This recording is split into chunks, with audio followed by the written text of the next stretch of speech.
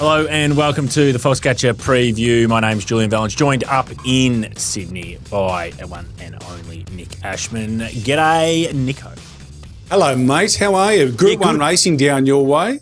Bit going on up here. Hey, what about this? See what I bought online this week? Goon These bag. are chamomile flowers. Goon bag? Mate, no, chamomile flowers. If you're a bit of a restless sleeper, have a few of these. If not, just get the tea bags. Have about 4 in a cup. Good little tip I got 2 weeks ago. Having the best sleep of my life currently. You've gone and got a goon bag and then trying to act like it's some type of flowers. And the best thing about the goon bag was it was always you blow it back up after you drank it and it was a pillow. So it was This always is from under Germany, a tree. mate. Come on. Don't do it under lightning conditions, but I can vouch for it that under a tree with that as a pillow is as good as anything you'll get. Summer months probably better than winter. Let's get to the track intel, hey?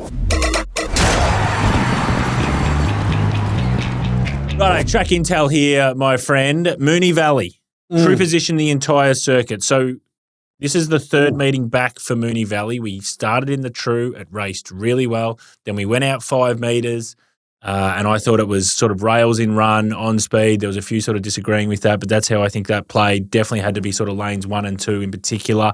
And now we go back into the true. Now, soft 5 right now as we speak, Nico.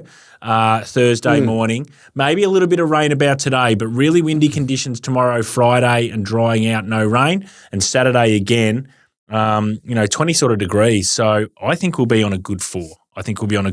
Yeah. And then I default back to on speed, probably going to be an advantage at Moonee Valley. But the true position did play really well when we first started here on this season, Moonee Valley. So hopefully it can play like that. But I'm just defaulting a little bit on speed. You got any stuff with the lanes? Yeah, just lanes 2 to 6, they reckon. Just a little slight disadvantage lane 1, but only minimal. And, of course, that's always offset by the nature or the shape of Moonee Valley. Rails hugging ride's always advantageous. So, but just in the straight, just lanes 2 to 6, Jules. So that might just suit those stalking the speed rather than necessarily being on top of it. And there is a little bit of a northwesterly breeze as well on Saturday afternoon. Could kick up to 40 kilometres an hour. So maybe just a little bit of cover away from that wind will prove advantageous too. Yeah, it's a really interesting point with the wind, and I know that it has major impact, and we speak about this a lot with Caulfield in the chutes. It just gets a little bit of coverage without the back there at Moonee Valley. There's just a little bit of cover that, say, Caulfield doesn't get. So I don't think it has that much impact, but what it will do, and you're right, because it is a big wind, is that it'll dry this track out considerably as well. So then what happens is, again, we default back to on speed and they run some really quick time. So going to be interesting, but that's how our early intel is for Moonee Valley this week. Let's get to the feature race. They've done really well, I think, the club, to be able to have this kind of field for the Moir Stakes. It's a race that sometimes can get lost in previous years, I think. Small field. Sometimes they get a horse that's a really quality horse, like an Imperatrice and those kinds of horses that can sort of help stack it up a bit. But it has been a race that I think's got lost in the past. They've got a full field here, or barring scratchings, they'll have a full field. And here's the points bet market for it. And it's really interesting at the top. So Barraquil and also Niant sort of control the market there at the moment. But then you've got the 3-year-old filly. I'm just fascinated to see what you think of where this 3-year-old filly sits in it. I speak of Escher. She's been well supported since market sort of went up for the final field. And then after you've got her, then there's sort of a bit of a gap. And then you sort of have to look to horses like possibly a Skybird. Alabama Lass is right there as well in terms of the market. So that's the Moir in terms of the market. This is, I think, so crucial. Around Moonee Valley, 1,000 metres, it's over in a blink of an eye, Nico. And the map, I think, is just so important. I've got my theory here, but I'm interested to see what you think. Just I'm going to do as a starting point. I think Midwest is the fastest horse out of the gates. It just is, and it's drawn inside. Yep. So I think it has to lead. And I think the 3-year-old filly, if it's got any hope at all, has to go with it. I don't know if it can cross Midwest, but I think it ends up sitting outside Midwest. Are you in agreement with that, or have you got another horse that you think can probably get across? No, I don't. I think with Escher, I disagree with you there. I just think, look, I think that what they've got to try and do with hers is maybe grab the back of Rothfire into the race. That's what I would do. Mad. Let him do the bullocking work. That's mad. That's mad, is it? There you go. Well, I think Midwest goes to the front. Golden Boom's got a bit of pace out wide. He's probably going to have to come right away across. Yep. He's a fast horse. Rothfire's there. So, look, Arabian Summer probably grabs leaders back, I would have thought. Yep. I'd probably, if I was Escher, I'd sit on the outside of Arabian Summer. I think she can just get a slightly cheaper sectional through the middle stages of the race, and I think that enhances her chances of winning this event. So I think that's her better play rather than trying to sit outside the lead and get caught up in a speed battle and possibly, leave her spring on the Moonee Valley track on Saturday afternoon. Just my thoughts, though. No, it's really interesting because I think everyone's going to have these different opinions and it's going to make and break possibly this 3-year-old filly and make or break this race and really open it up for the other horses because Arabian Summer, I think you're right, can probably get leaders back. She's not electric out of the gates, but she's got enough speed, and from one, they have to hold that. But then you've got a horse like Alabama Lass, which has been able to lead in races at New Zealand, albeit probably at 1,100 metres, then sort of led up the straight at Flemington first go here, Australia. I think they'd want to use that gate, and she's inside Escher. So then the question becomes, Alabama Lass can probably get the 1-1. Right, and because if you think the way that you suggest Golden Boom crosses and gets outside Midwest, then what does Escher do then? Obviously take the back of Alabama Lass? It's just a bit tricky for me. I just don't know where it is. It just seems to me Escher is a speed horse. It seems every time we see her at the races, only the 2 times, every time we see her at the trials and the jump outs, she's straight from the gates and she pings. And I just think with 50 kilos, without knowing what the tactics of the camp are, and totally take what your thoughts are on board, because you're right. She can get completely busted here if they go so fast and she could just get spat out. But my other theory to that is I don't know if they can ride her any differently. I don't know if they've got the ability to be able to take a backside and then be able to sprint over the top of them. I'm not sure. Maybe they know that she can do that. I just haven't seen it. And that's going to be the interesting thing I think the punters have to work out. Yeah, I think the key here, to be honest with you, is Arabian Summer, what she does out of the gates. If she's got enough speed to hold leaders back, I think she does. It's just whether or not they got the intention to hold leaders back.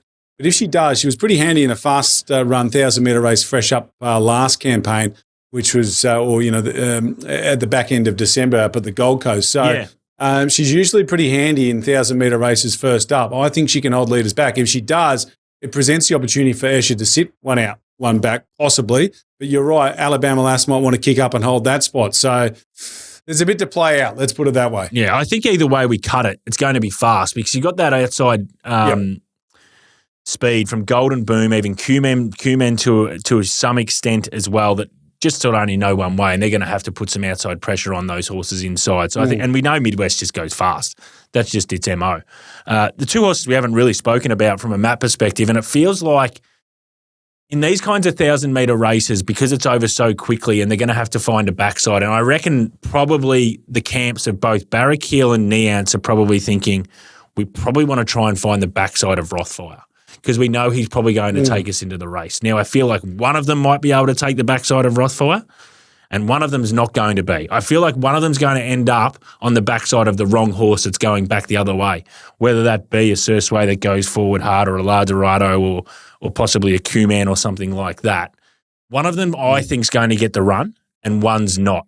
Yeah, I think, is it possible that Barrackeel gets the back of Rothfire and Neance gets the back of Barrackeel? Yes. So that's how I've mapped it. And I think what happens is Rothfire, it just then depends on how far into the race Rothfire goes. We know he's a bit of a grinding on-pace sprinter, so he's going to pull the trigger from the 600-metre mark. He's a bit like Buffering, his old stablemate, from years gone by. Yeah. He's not going to win by out-sprinting them. He's going to win by out-toughing them.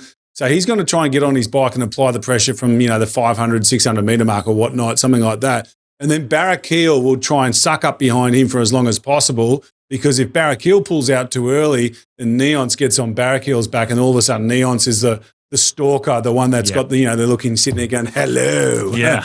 I think that's what Neance wants. Neance wants Rothfire not to take Barrackeel too far into the race and Barrackeel to have to switch off heels probably at about the 350, 400-metre mark.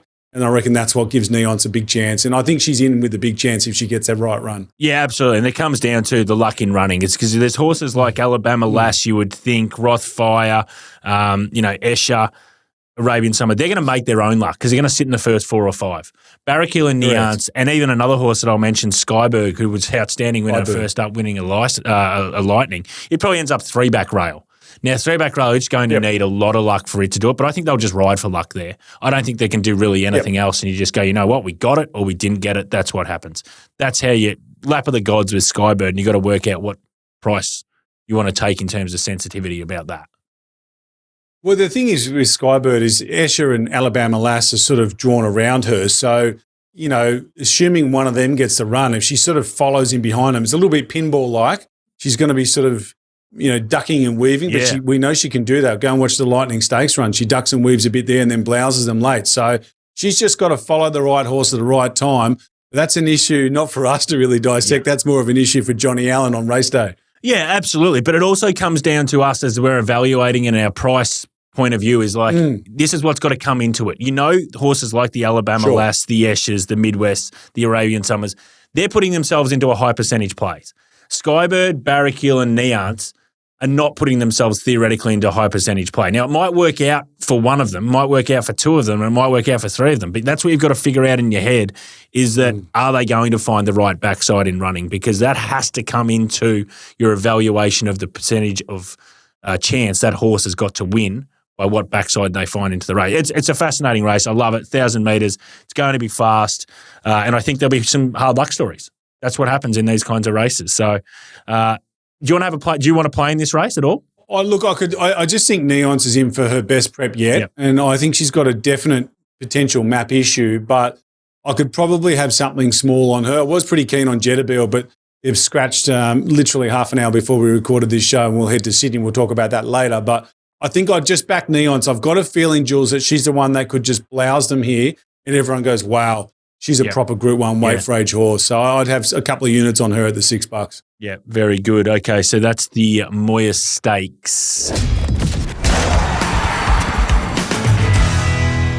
Let's get to my Victorian set here, Nico. Moonee Valley, obviously. Race 2, number 11, Yoshio. So it's second up here, first up 1,400 metres. The race didn't rate through the roof. It got through in the middle of them. Just got crowded for room.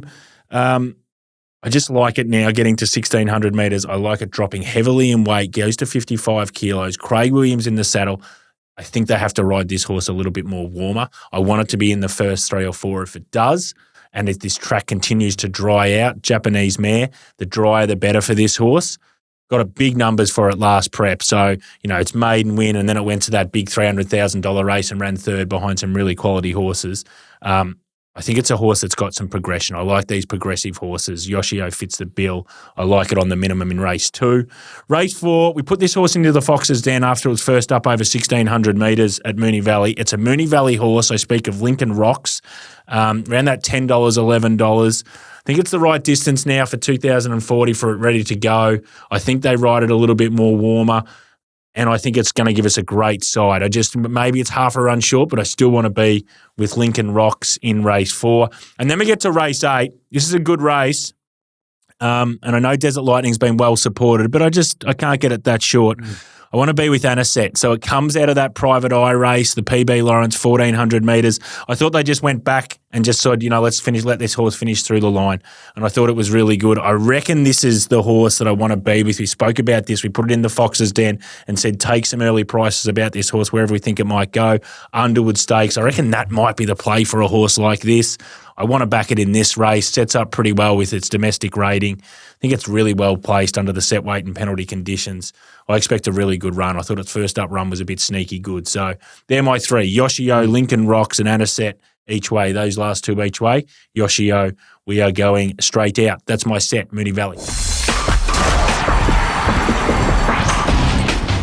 All right, Nico, your time to shine here, my friend. Randwick on Saturday. The rail is out 4 metres the entire circuit. You're expecting us to be on a good 4 surface. What else can you give the punters? Yeah, good 4, I think. There's a chance of a soft 5. There's maybe a mil of rain between now and Saturday, and we're sort of in that soft range already. So it just depends on if we get a nice breezy day and some sun. But I do think we'll be at least pushing a good 4. Intel saying pretty fair track, no real advantage being anywhere. So we should see leaders, lanes 1, 2, 3 all in play and wider lanes in play. Luck in running, race shape. all that kind of jazz is going to determine the outcome of races at Randwick on Saturday, which I think is good news, Jules. It's a great starting point to have, to feel like that every horse is going to get their opportunity. So that's a positive sign. We like that for the intel. Let's get into your New South Wales set, mate. Obviously focused in on Randwick on that track. What are we doing here? We're going to start in race 6. Now, look, I want to caution the day. I think it's a little bit of a trap day. And, I've looked at Moonee Valley as well, and the Valley's got its own little idiosyncrasies every time we race there. At Randwick on Saturday, what we're dealing with here, we've got the usual things that are happening this time of year, which is 3-year-olds having their first start for the spring. We don't know which ones have come on immensely since their 2-year-old season. But what we're also dealing with here is heavy tracks, some of them heavy 10 tracks like Cheerwolf. He's an even money favourite in the Chelmsford. Don't get me wrong. If he runs to his best, he wins the race. But he's coming off a heavy 10 fresh run. So what we're going to find out, we're going to look at the markets and say, these markets are saying that this horse has come up poorly from its heavy 10 run, or this one's no, he's going to be fine or she's going to be fine. We've got to look at the day. It's a little bit of a trap day. Yep. I'm wanting to tell our audience to tread a little bit cautiously. I think you're going to learn a bit about where horses are at after these heavy tracks we've had. So just stay a little bit nimble on Saturday afternoon. Let's go to race 6. And this is one horse that the market's really going to give us a good guide on, not because she's been on rain-affected tracks, but because she hasn't raced since the 28th of December last year. I'm speaking of number 16, Apocalyptic. Michael Friedman, obviously very, very good trainer, great strike rate, good profitability. She made her debut in that Gallo Nero race over 1,100 metres. She split it and Memo. For mine, she should have won the race. Go and watch it. She got bumped coming out of the barriers, was basically turned sideways. She was held up multiple times in the home straight. She still produced the third fastest last 400 metres of the entire day. She was a big drifter that day. I'm interested to see what the market does with her on Saturday. She's around that 460 mark. Traditionally, horses with this profile, without having raced for so long against some fit horses like Savvy Halley, they should drift a bit. I'm thinking, look, she might get out to 5, maybe even 550, but I don't think you'll get much more than that because I think she's pretty good. She's a really, really promising galloper on the way through, I reckon. The next one I want to take your attention to is to the Tramway Stakes. Now, probably the best weighted horse anywhere in Australia is Private Eye. I think Proven Thoroughbreds did a really good thing by dodging the Memsie Stakes last week because he won the PB Lions by going forward and controlling the race. He would have struggled to do that last week. It was a fast-run Memsie Stakes. We saw Treasure of the Moment brain them. I don't think he would have beaten her. So they've held up nicely here. They've come back to Sydney. They've drawn a sticky gate, but he does map to come across with a couple of other horses, to be fair. So 1,400 metre start point's a tricky one. The 2 horses I want to back in the race, got to have a unit saver on Private Eye. The other one is Pericles, though. Having his first run for Bjorn Baker, you can bet your bottom dollar the bad man Baker is going to want to get a win on the board for Godolphin here early doors. So Pericles' first up runs recently have been against the likes of Mr. Brightside and so forth. I don't think there's any horse, with all due respect, of the calibre of Mr. Brightside in this field. His 1,400 metre Randwick form is really, really good. Last time he ran over this track and trip was in the Tramway Stakes of 2023 and he won. And his only other run over this track and trip was on a heavy 10 behind Opal Ridge, who was flying at the time. So he's a good horse. I think he'll go forward, make his own luck. Baker Park combination beating market expectations by 23%. And he hasn't had any heavy track runs. He's coming here fresh up. He likes being fresh. He loves the Randwick 1,400 metres. That's my set, Julesy. I really like it, and I really like you touched on the fact that the Godolphin new camp sort of thing. I think this is a little bit of a cheat code for punters at the moment. The new camps, Correct. These these horses are going really well. And whether they're being in the top grade, like a horse like Pericles that we know about, and the Tom Kittens and that, the ones they will see at the races. I think Kiramar's got a few sort of 3-year-olds that we'll see soon. But even off the beaten track, these horses that have gone from the James Cummings Godolphin to new camps seem to be improving and winning for us. So nicely identified there, your New South Wales set. Let's get to your letterbox situation here, Larry. So yes, what have we got here? Letterbox. Who has fired in a question that you can answer for us? This is from Whisper Nicky McCabe. And he asks, Aliana, Autumn Glow, Treasure the Moment, 1,600 metres at Flemington, who wins? Well, I'm going to call him Nicky Mac. I think at the moment, I'm assuming set weights and I'm assuming just a good 4, dead 5, or a soft 5 track. Oh, you'd have to say Treasure the Moment because she's just got more runs on the board. Her peak figure was at 1,600 metres at Flemington, but I would never back the truck up against Aliana or Autumn Glow. Autumn Glow, I think the fact that we're talking about Autumn Glow potentially knocking off these other two horses means that she's probably a weighted moral in the Epsom handicap if they end up in that race. But my soft spot out of those three horses is with Aliana. She's the one that I've liked the most, and she's the one that I genuinely think wins the Caulfield Cup. We'll talk a bit more about that on socials. Julie, I don't know if you've got an opinion, but for mine, I think just at this stage, Treasure of the Moment, but I could not bet big money against those other two mares. I tell you what, it'd be a fantastic race. I wish it could happen, and I wish it could happen next week in the Mackay, but we know it won't. Yeah, I'm with you. I think Treasure of the Moment, you have to, just from scoreboard sort of stuff and not the gut feel of where you think they're going to end up, of scoreboard, of what we've seen right now. I think Treasure of the Moment, I'd have it slightly ahead of Autumn Glow, and I look at that and I go, Autumn Glow hasn't won the Group 1 yet. Treasure of the Moment's got a few of those now, and obviously one against the Open Age. Aliana's got hers as well in the Derby. I'd have Aliana a little bit further because I just don't think she's better at 1,600. I'm pegging Treasure of the Moment as an outstanding 1,600-metre horse, and I know that she'll probably get to 2,000, and we know that what she did in the Oaks and all that sort of stuff. But I think she's a miler. I think Autumn Glow's probably a miler, and we'll see what happens after that. But I think Aliana's bang on what you say. She's I think, a superior stayer, and I just don't know if we're going to get to see her this prep with what's going to happen. So it's a good question, and we can talk about it for a long time, but we don't have a lot of time. So, and here's the other one I'll just throw back to you then. If we're parking Aliana out here, I mean, she's gone this close to being Via Sistina first up. So my question would then be to everyone out there who agrees with what you just said as well is, what would you back Via Sistina to beat these three? The answer for most people would be yes. Yeah, Aliana was that far off for over 1,400. Yeah. So it's a real head, anyway, try and make sense of it as you will. But it's a great question. Well done, Whiskey Nicky. Spoilt for choice that we get to actually have those questions actually thrown at us because they are three absolute, mares now, ripping mares. So the fact that you mentioned also that we're going to try and figure out a bit of teased, there's a content piece that's about to be done with us getting into the heads of Chris Waller and working out the preparation for Aliana. So he's the reason why I need to drink chamomile tea at night, let me tell you. Again, the goon bag.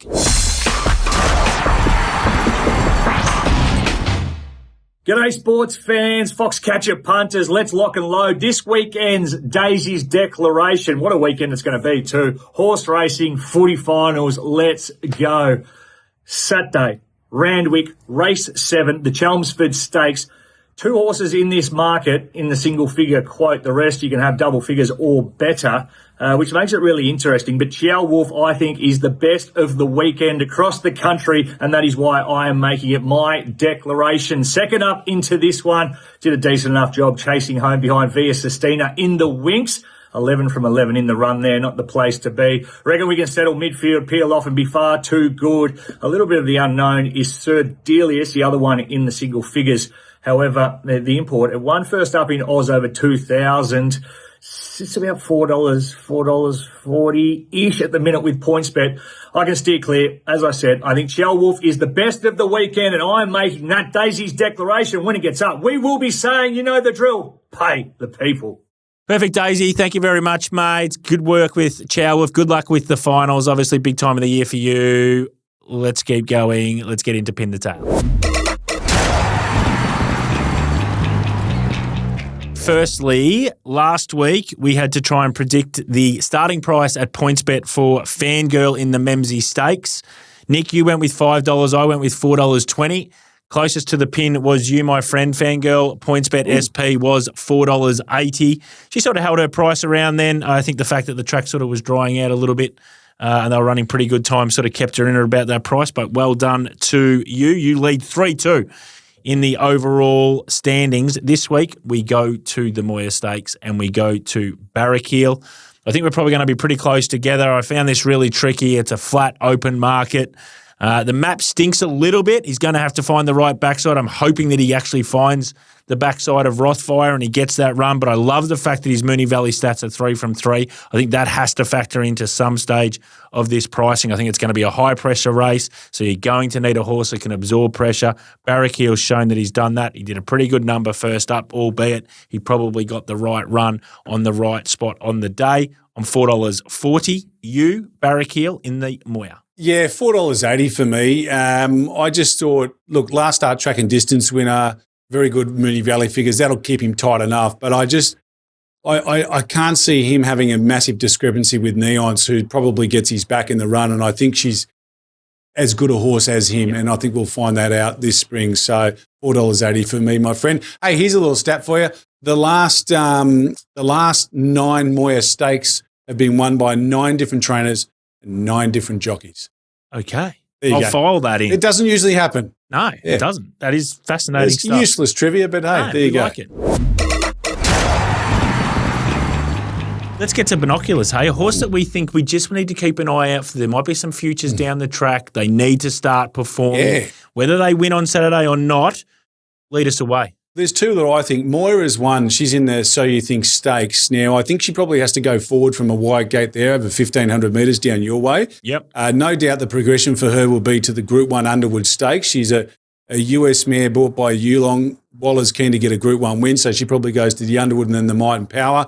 We need to see something from her on Saturday. She had a quiet run in the PB Lawrence, so we need to see something from her. And the other one up here in the Chelmsford is Sir Delius. I think he's the obvious Binoculars for Saturday. His win was unbelievable in the Chairman's up in Brisbane during the winter. He's one of the Melbourne Cup favourites. I don't think he needs to win on Saturday, but we just need to see him finishing through the line in a manner that says 2,000 metres plus. I see here you've put a colt on this list. What a surprise that there's a colt that everyone's talking about. Who would have thought? I have seen this.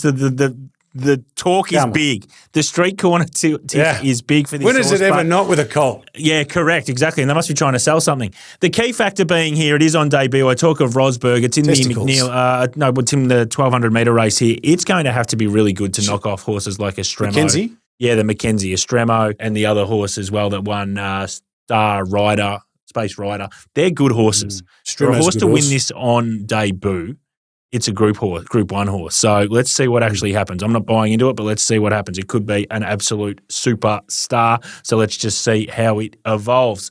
Let's get to the plays of the day, mate. As we've mentioned earlier, I'll start us off with race 2, number 11, Yoshio.